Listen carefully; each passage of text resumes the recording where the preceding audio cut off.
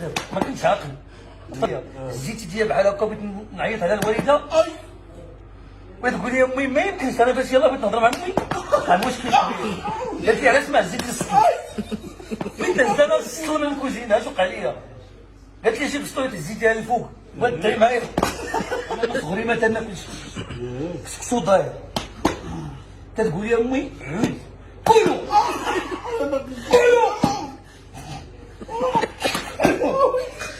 انا علاش ما داربيش المجنون؟ حيت فاش تنجي من الجامع تتكون بسريه سخونه.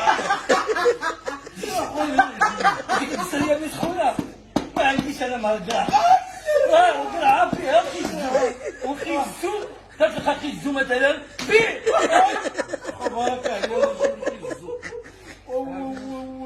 كان مشكل ديال السميده. تنبلوا لي خلاص ديك حنا بغينا غير تاكل سكسو ما تناكل سكسو ما تناكل سكسو وما تناكل سكسو.